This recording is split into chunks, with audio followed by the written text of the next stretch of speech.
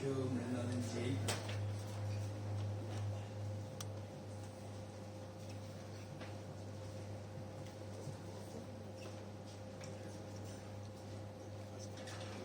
Thank you. Okay. This morning, what we're talking about is how to manage the stress on the basis of the three methods. One, to stabilize your mind.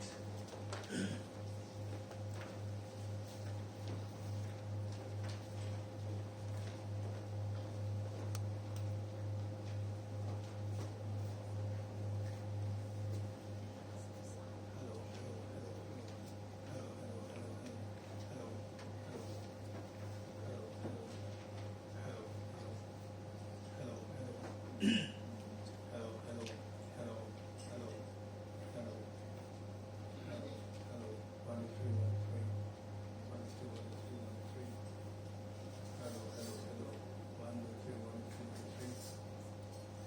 three. Can you hear me?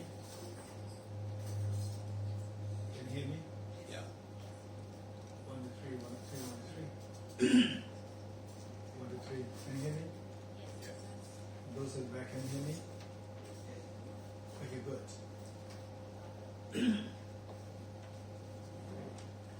Okay. So for the first one, which is to build the inertia of the stability of your mind. For this, we need single point of meditation practice. And for the second one, the cognitive. Hello. Those at the back, can you hear me? No. Can you hear me? Those at the back, can you hear me? Good. Hello.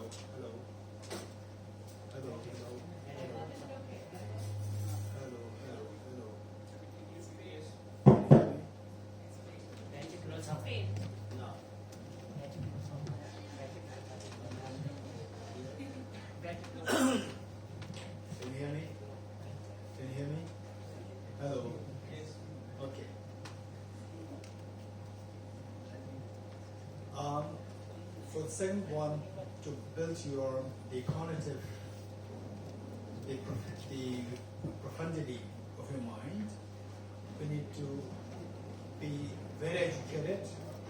We need to expand the learning, and even learning physics or anything, learning skills. They are very important, and particularly if you build this part to make your learning vast and expansive, profound. The tendency for us to go through a dementia problem in the future is much less. For example, my teachers who are already in day 196, other 192. If you talk to them, you see that their mind is so fresh, like a young boys or young girl's mind, extremely fresh and clear, no room for dementia. So the point is that the cognitive, making your mind cognitively very active, this is extremely important for us. This is the Heart Sutra is for that purpose, how to keep your mind cognitively very active. And the third one is about expanding the circle of compassion. How to go for the expansive, the effective expansiveness of your mind. That is, to feel this unconditional love towards other beings. Again, for this, it is not that that you have to love others. And why? Why should you love others? We are not to exaggerate. There must be all these practices must be grounded on the rationality, the reasons that you should be convinced. Why should you love others? Okay, anybody who likes to share your thoughts as to why should you love others? But finally, what we said is that what we are seeking is to expand your happiness. And the happiness, the secret of the happiness lies in your compassion. More expansive your compassion, more happy you are. So the question is, you need to cultivate compassion. And the question arises, how should I cultivate compassion? How? Anyone, any idea in the sense? And not only just compassion towards your near and dear ones, but the universe compassion. Anyone who has some idea as how to cultivate it? Raise hands. Wait, to save time. Yes, so easy. Unconditional love. How to cultivate unconditional love? Yes, here. Not seeing other people as competitors, but as fellow travelers in our journey. But the people are very competitive, yes. You know, this is what I'm saying. What he said is very true. Instead of seeing others as your competitors, see them as your fellow travelers. But then other people are very competitive, right? You cannot deny this reality. So how do you do that? Yes. Accepting differences, that those people will be different from you, but you need to accept them. Yes, you are different from me, I'm different from you, right? But your job is your job, my job is my job. So how can we extend the compassion? You know the differences, you accept the differences, but it doesn't guarantee that the compassion is the flowing. Anyone? Okay, the Prira? Everyone suffering.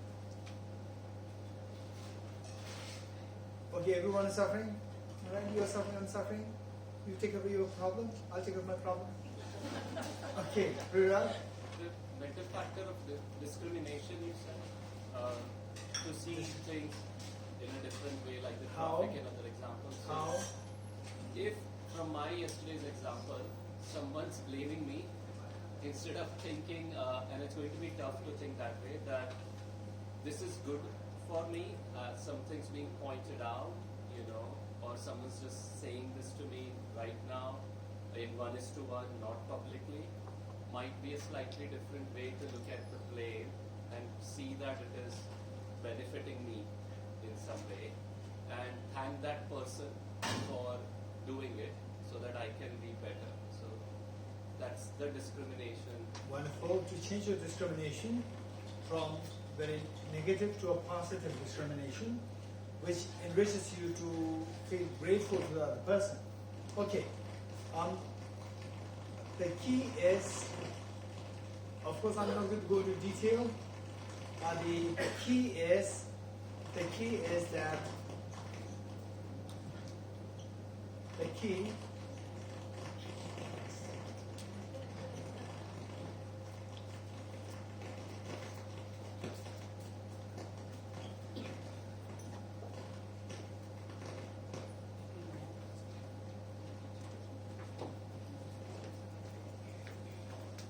Okay, can you hear me? Good.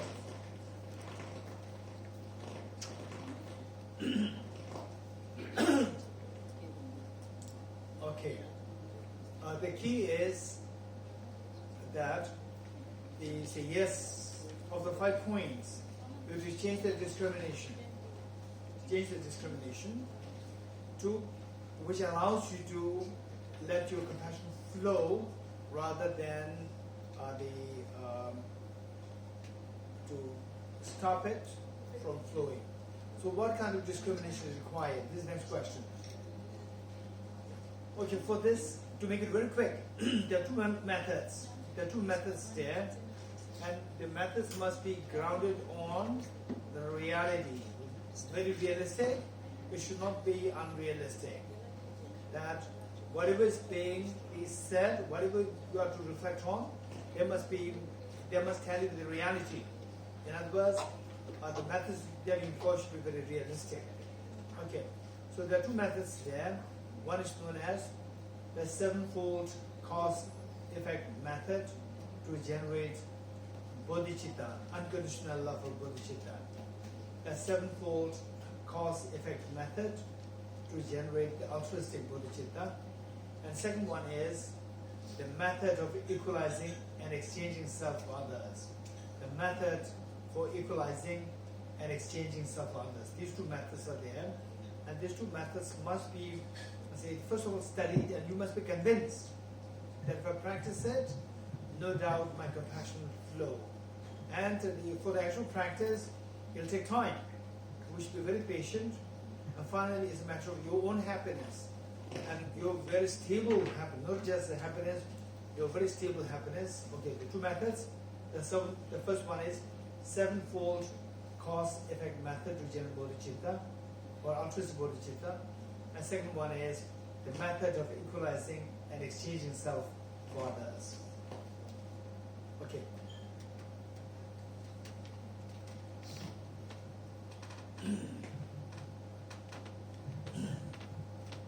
Okay. With this, we will then the forum to build the profound wisdom, the profundity of the wisdom. The Heart Sutra is just very excellent, and what we learn is that all our problems are somehow related to the ignorance, and to remove the ignorance, we will cultivate the life of the wisdom. So what is being discussed here is the life of the wisdom, to know that everything that we see, hear, experience, they are all coming from our own mind. In other words, when you see things as objectively real, the fears increase. When you see things as subjectively real, the fears dissolve. This is the key of the most profound wisdom. So here we read from the text, Heart Sutra.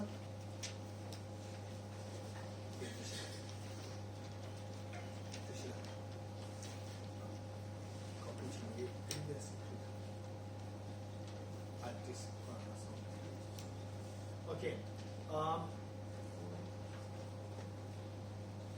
We are reading the paragraph 3. The response given by Aravalokitāśvara to Shariputra. So what we said yesterday was that the 3 points not to miss as we read the Heart Sutra. What's the first point? Anyone remembers? What is the question asked by Shariputra to Aravalokitāśvara? Point number 2. What is the response given by Aravalokitāśvara to Shariputra? What's number 3? What is the benefit of the practice if we practice as taught by Aravalokitāśvara in response to the question asked by Shariputra? Okay, so with this in mind, the second line we said that then through the power of the Buddha, Venerable Shariputra said this to the Bodhisattva Mahasatva Aravalokitāśvara. So this question, how should any child of the lineage who wishes to practice the activity of the profound professional wisdom train? This question asked by Shariputra Aravalokitāśvara, and was a response given by Aravalokitāśvara. He said that, and the Bodhisattva Mahasatva Aravalokitāśvara said this to the Venerable Shariputra, any son of the lineage or daughter of the lineage who wishes to practice the activity of profound professional wisdom should look upon it like this, correctly and repeatedly, you're holding those 5 gates also as enemy in her nature. Okay, for this I like to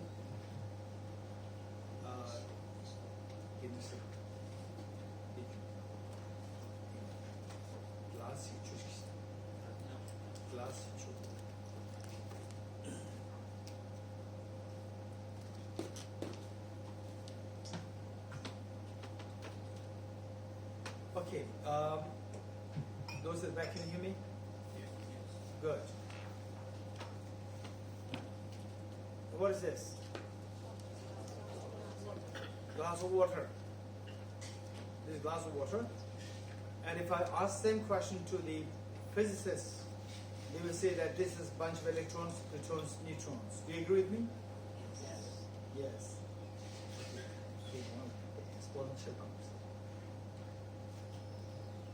Okay, see if the volume is increased. Hello, hello, hello, hello, hello, hello, hello, hello, hello. Is it increased? Hello, hello. Those are back. No. Hello, hello. Because I don't want to strain my voice. Hello, hello, hello, hello, hello. Is it better? Better? Better? Hello? Hello? Hello? Hello? Give a thumbs up. Hello? Can I hear properly? If it is better? Better? India is better? Okay, good.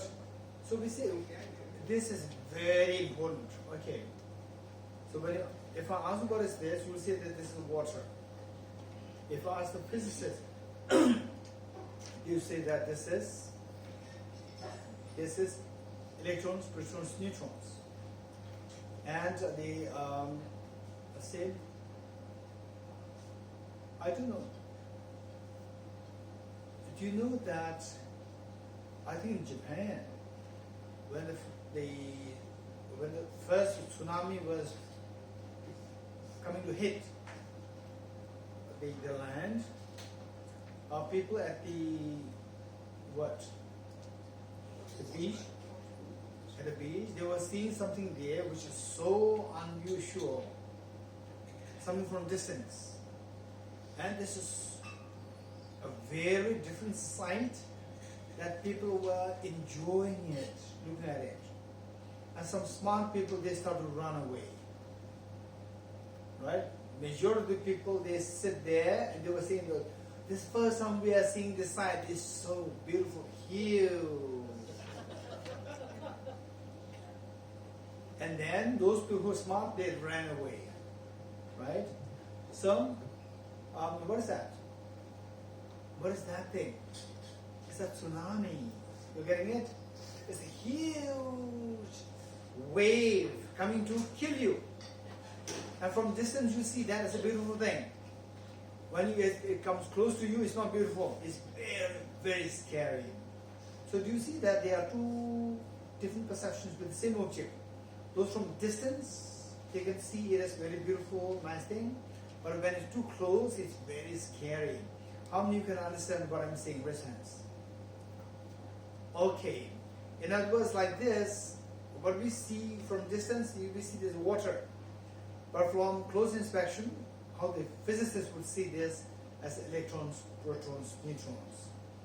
And if I ask the person who is nearby the tsunami, where is that beautiful thing? There is no beautiful thing. You agree, not agree? If you agree, raise hands. There is no beautiful thing there. It only kills you. So likewise, what we see as water in the eyes of the physicists, particle physicists under electron microscope, you just see electrons, protons, neutrons. There is no water there. We agree, raise hands. Okay, but then you are seeing water here. Where is the water? Which electron? Which proton? Which neutron? Where is that? Anyone? No perception. It's just a perception. You getting it? It may be difficult for us to digest this. It's just a perception, because, from distance you see a beautiful structure, the huge, massive thing in the ocean, and then close by is not a beautiful thing. It simply comes to kill you. So likewise, from distance we see this is water, but from close inspection you see this just a bunch of electrons, protons, neutrons. Okay, all of us, look at the person sitting next to you. Look at the other person sitting next to you. Okay, everybody's smiling. I did not ask you to smile. Don't smile, just look at the other person. Some are still smiling. Okay, do you agree with me? Do you agree with me that the person who made you smile, so that person's face is just nothing but a bunch of electrons, protons, neutrons? Do you agree with me? Okay, now don't look at that person, just imagine that this person is a bunch of electrons, protons, neutrons. And think of that person. Okay, if you still smile, it's time for you to go to mental hospital. You're getting it?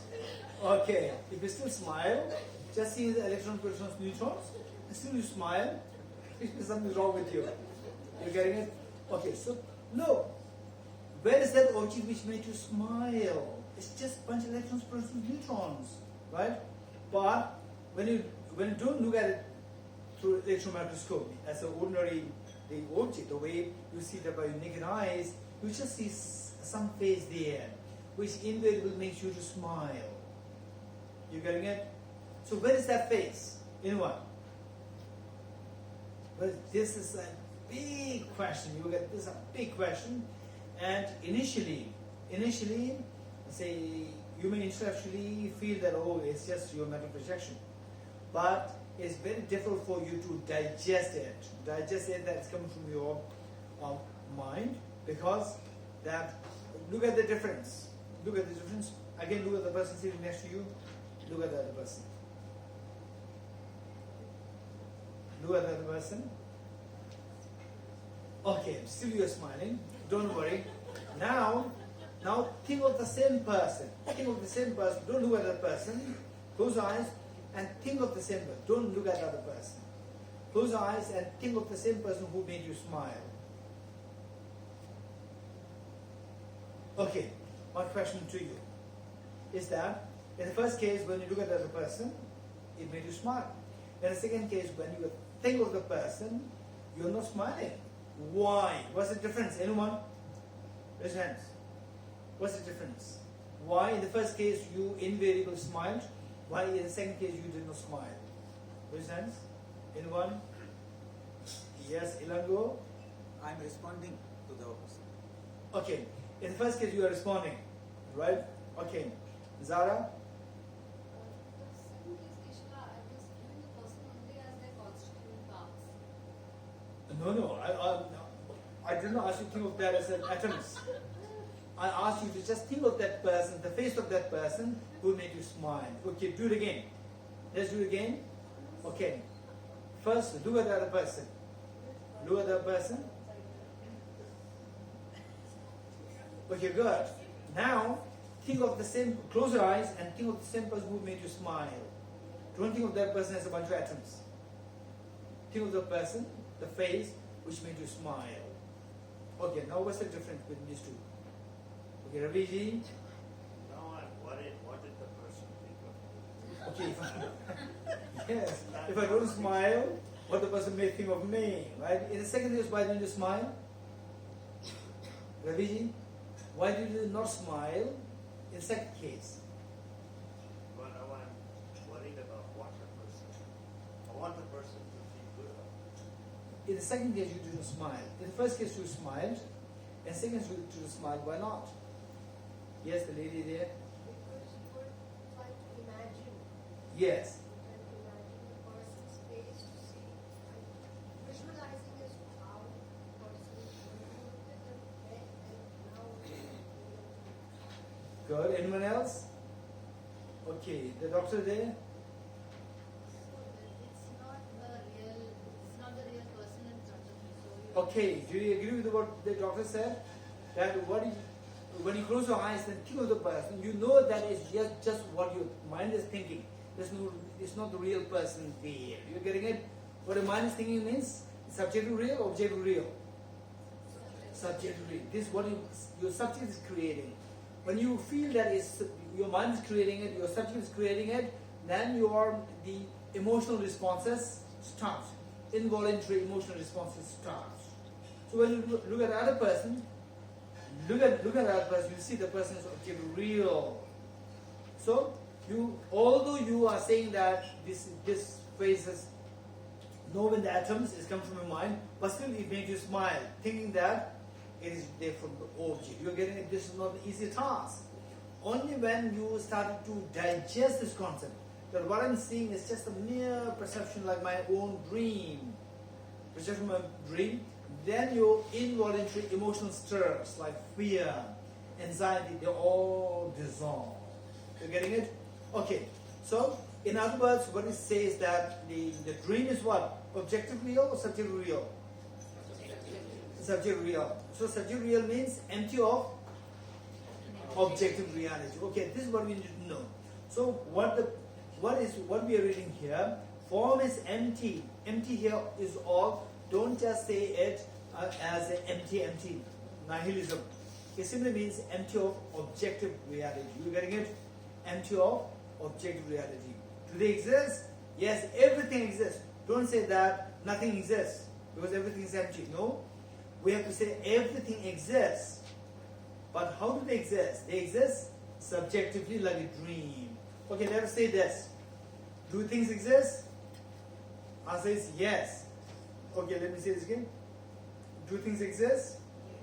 Yes. If you say no, you fall into nihilism. If you say no, things don't exist, Buddha said nothing exists, the form is empty, this is nihilism. This is not the real, this is not a good philosophy. If you say things exist, the next question is, how do things exist? Objectively, subjectively. What's the answer? Subjectively. Okay. It's not that easy. We have to study a lot. We think about it a lot. For example, quantum mechanics. How many? Okay, one from physics here. So, say quantum mechanics. Niels Bohr, one of the pioneering figures of quantum mechanics, the science of quantum mechanics, what is said is that if you study quantum mechanics and if you're not shocked by it, you have not understood it. Let me repeat it, what he said. If you study quantum mechanics and if you're not shocked by it, oh, is this a reality? If you're not shocked by it, you have not understood it yet, is what he said. Likewise, with the emptiness, nothing exists from the object. It's all like dream. And you learn about it, but if you're not shocked by it, if there's a tinge of fear doesn't come to you, you are still not yet, you have not still understood emptiness. But whatever little that you've studied is so precious, you have to keep studying till the point that you think about it, and then you get a feeling of a little bit, a tinge of fear. A tinge of fear comes, okay, where is this person? It's just a bunch of atoms, where is this person? The person's not there. If you get a tinge of fear, this is so precious. So precious. It doesn't mean that you get emptiness, but you're going closer in that direction towards emptiness. You getting it? Okay. So, two questions. One question is, do things exist? What's the answer? Yes. Yes. If you say no, what's the problem? You fall into nihilism, extreme of nihilism. Number two, do things exist objectively? The answer should be no. If you say yes, you fall into absolutism. Believing things to be as independent or the absolutely or as objectively, this is absolutism. For to understand this well, I'm going to give you a very quick presentation here. Emptiness. Emptiness, which we're learning here. Emptiness does not mean nothingness. Nothingness is nihilism.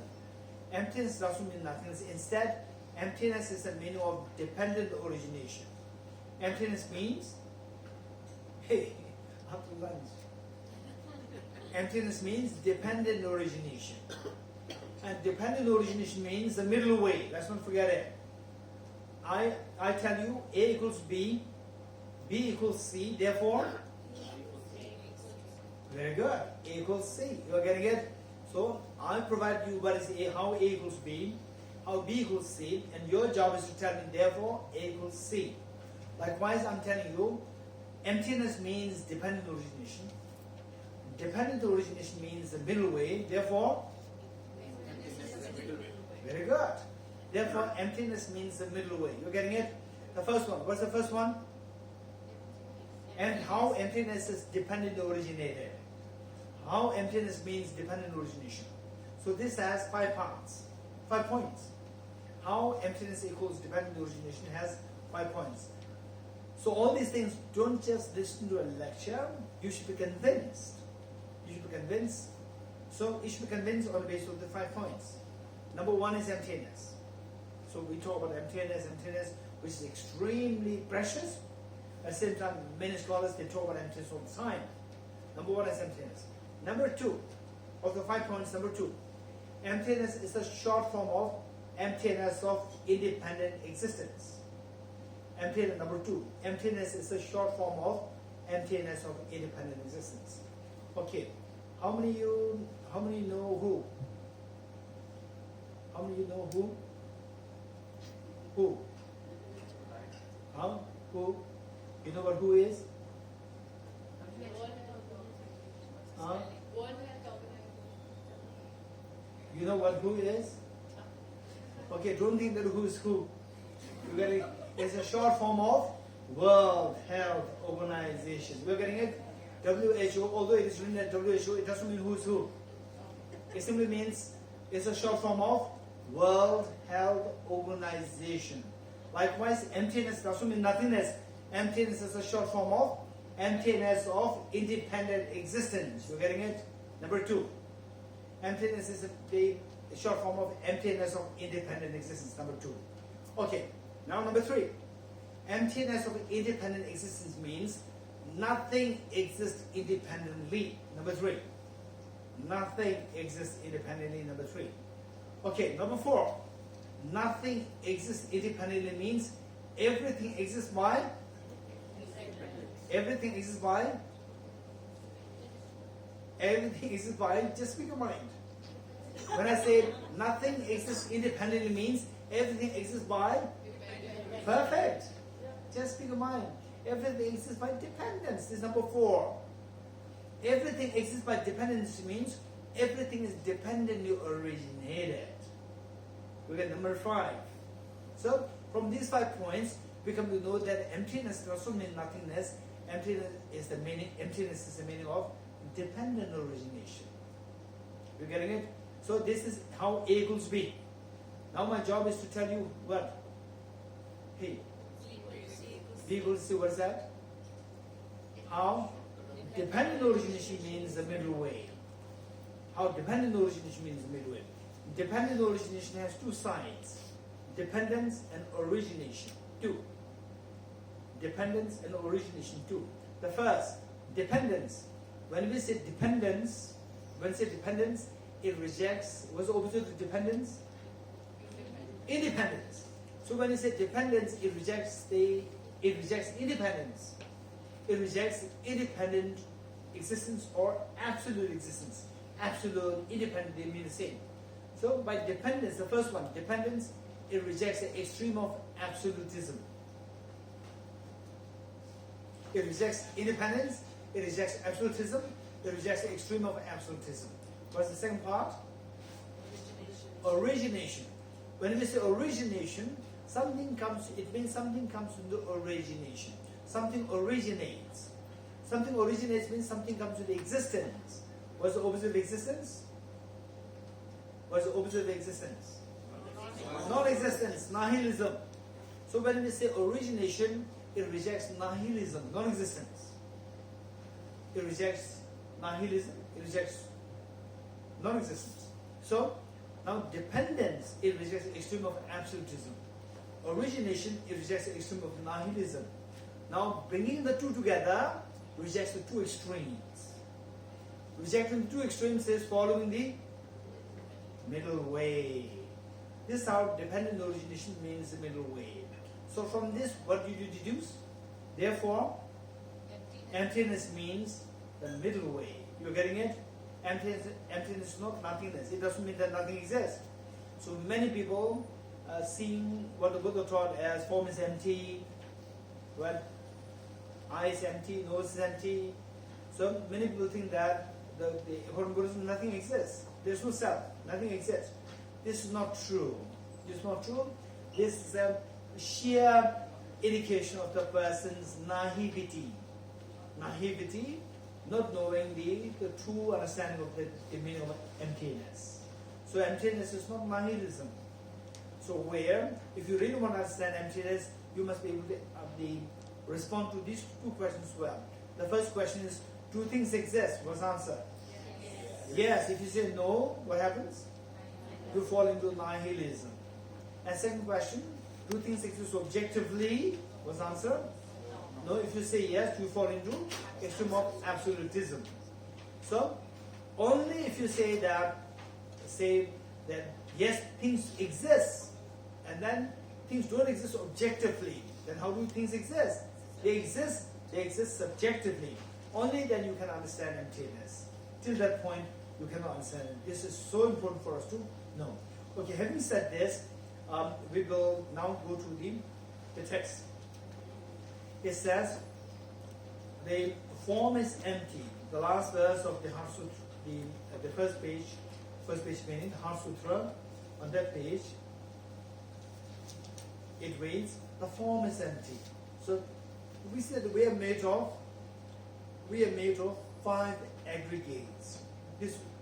We are made of 5 aggregates. This is a technical term. Many of you are already aware of this. You know this. We are made of 5 aggregates. What are the 5 aggregates? In simple terms, we see that we have the body and the mind. Do you agree with me? You are a male, you are a female, you are trans, whatever. It's on basis of your body. And you are kind, you are not kind, you are learned, you are not learned. It's all about your mind. So the body is one. There is an aggregate of form. And the mind, your mind, is further divided into 4. Although mind has many aspects, but mind in general and the specific mental functions. For example, like we talk about the Indian government in general, and then the Indian government ministries. Ministries, they are assigned with their special functions. The government in general and the ministries. Likewise, the mind in general and the specific mental factors associated with the specific functions. So, mind in general is known as the mental factor of consciousness. Mind in general is known as aggregate of consciousness. Aggregate of form, aggregate of consciousness, and then with the specific minds, we see that the mental functions. There are so many mental functions there. Of these, there are 2 functions which are extremely important. One is which both we discussed this morning. One is the discrimination. When we talk about discrimination, it's not about discrimination has many connotations. One is that the gender discrimination, racial discrimination, caste discrimination. So this is very, it is very negative. But here when we talk about discrimination, it has nothing to do with the gender discrimination so forth. It is all about the ability of the mind, to see things properly. This is the connotation of discrimination in this context. So, the discrimination plays a very important role. And in what way the discrimination plays a role? Say that whatever you are doing in your life, whatever career that you're following, and so whatever career that you're following, say which grade you fall under. You fall in the top grade, or the average grade, or the low grade. It's all determined by the sharpness of your discrimination in that particular field. For example, there are so many physicists. Of these physicists, we see that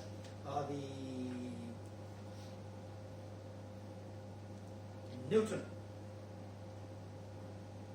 Albert Einstein, Niels Bohr, Heisenberg, these are outstanding physicists today, like Professor Roger Penrose, and then recently Professor Andrew Zillinger, who received the Nobel Prize in Physics. So these are outstanding physicists. And how come that some are outstanding physicists and some are mediocre? What makes it different? The sharpness of the discrimination, pertaining to physics, that determines what's your standard in the realm of physics. Likewise, if you're a chef, how popular you are, your popularity is determined on the basis of the sharpness of your discrimination pertaining to your the cooking skills. Likewise, let's say that what? For example, say the same dress. Okay, mobile, right? Some are very simple mobile, some are very expensive mobile, even the dress, bags, some of them very cheap bags, some of them extremely expensive bags. Let's say even the pen, some are like 10 rupees pen, and some are like 3 lakhs. Okay, can you imagine a pen which is like 3 lakh rupees? Can you imagine? Surendraji, you know such pens? extreme expensive, crazy. One pen costs you 3 lakh rupees. Just imagine. And then, for example, what is it, Gucci? Right? Gucci bags. Why the Gucci bags are so expensive? Why? Anyone? Can you give me some? Huh? Huh? Quality of it. The quality, right? The brand. How come that you can also create brand, right? Dorji brand. You create a Dorji brand, or Mela Shamsiling brand, Mela Shamsi brand, and it can become very expensive, right? How some brands are so expensive, how some brands are very cheap. What makes the difference? The quality. What do you mean by quality? There is skill discrimination. That discrimination is with the stitchings. That skill, that discrimination is the paintings. For example, my painting and Michelangelo's painting, Leonardo da Vinci's painting. In the eyes of most of the people here, you may see that the painting which I do, this painting is so beautiful, it's so colorful. And Michelangelo's, Leonardo da Vinci's painting, it's very dull. What is this? You may dump it. But the real expert painters will say, what is this? There's no comparison there. Will you pick up my painting and throw it? And then Michelangelo's painting, Leonardo da Vinci's painting, this is amazing. So we don't have the eyes to see that. We don't have the discrimination to see the fineness of those paintings. You're getting it? So in other words, the matter of fact of discrimination decides what is the quality of your life? What's the quality of the professionalism? So if you go into football, if you go to music, if you go into dance, if you go into physics, if you go in even spirituality. For example, His Holiness the Dalai Lama is amazing. Say from him, almost every movement of his body language, from there you can see what's going in his mind. There's a reason there, there's a purpose there. Whatever he does, there's a purpose there. Right? So, which means that there's a tremendous sophistication in the thing of the mind, that the discrimination is so sharp that there's a great deal of sharpness of the discrimination that what you do becomes extreme of high quality. In other words, this matter of fact of discrimination decides the quality of your life, quality of your professionalism. Whatever you do, whether you come on the world stage level or the average or below average, this is all determined by the level of the discrimination. You're getting it? So even understand the emptiness. For example, say, I talk of emptiness. Then my teacher, Venerable Geshe, my teacher, his explanation of emptiness. So we see that there's such a stark. And sometimes he would ask me, just look at this and the edit it. And I don't say anything to edit his words. Then I said that there's nothing there. He would be totally unhappy. He would modify it. He could see all these nuances there, whereas we cannot see these nuances. In other words, what I'm saying is that this discrimination is extremely important. That decides the quality of your life, the quality of your professionalism. Okay. Next is feeling. Feeling. All our actions are determined by our feelings. You're getting it? All our actions are determined by feelings. When say for example this morning,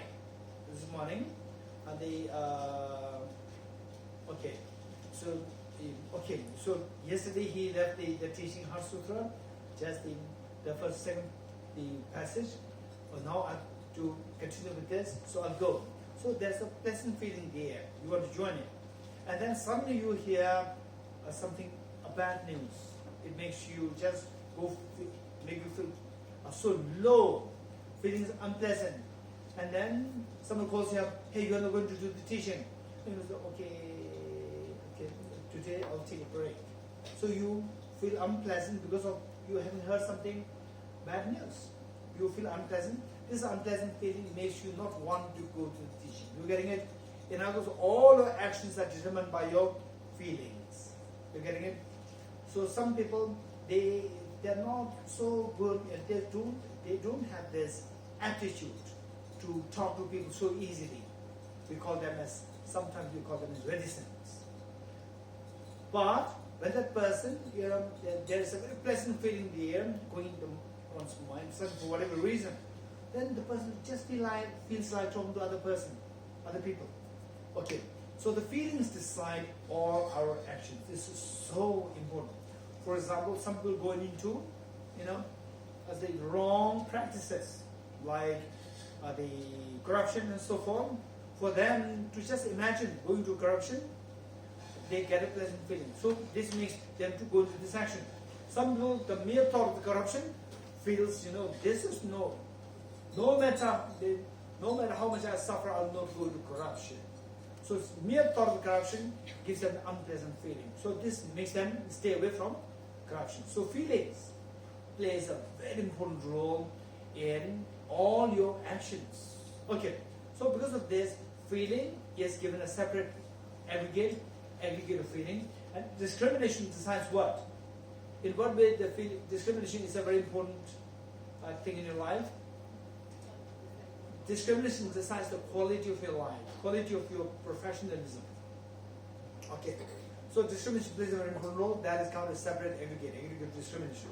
So how many aggregates are there? Aggregate of form, aggregate of consciousness, aggregate of feeling, aggregate of discrimination, and finally, aggregate of compositional factors. Aggregate of compositional factors, which means that all the other mental factors, the remaining mental factors, there are so many, innumerable, millions of mental factors there. The rest of the mental factors, they all fall under this category known as aggregate of composite factors. So these are known as the five aggregates. Okay.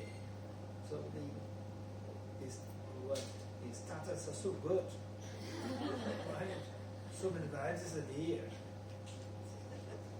Right? Okay. Okay, so we see that there are 5 aggregates. Then from here, let's see that we are made of the 5 aggregates, just as the flower. Just as if this flower is made of a bunch of atoms. You agree with me? This flower is a bunch of atoms. Okay. Now we are also made of atoms, yes? Our body is made of atoms. How many you are, say, 35 and below? Raise hands. 35 below. 35 and below. Okay, how many you are 35 and above? 35 plus. Okay, so 35 plus. Okay, let's say I'm 50. 50 plus, raise hands. 50 plus. Okay, 50 below, raise hands. Okay, when I say 50 below, those people who raise hands, they are very happy. We fall under the category of the young ones. 50 plus is a little sad. We are old ones. Okay, on what basis your age is determined, anyone? Your age is determined on the basis we are on the birth. On the basis of your body or your mind? Your body. How many agree with your name? Nazia. How many agree with Nazia? Raise hands. Age is determined on the basis of your body. How old is your body? That is your age. Raise hands. Okay. Now, those who are 50 plus, who felt a little sad, and those who are young, those who think that you are young, 50 below, keep in mind that your body-wise, we are all made of atoms. You agree with me or not? Raise hands.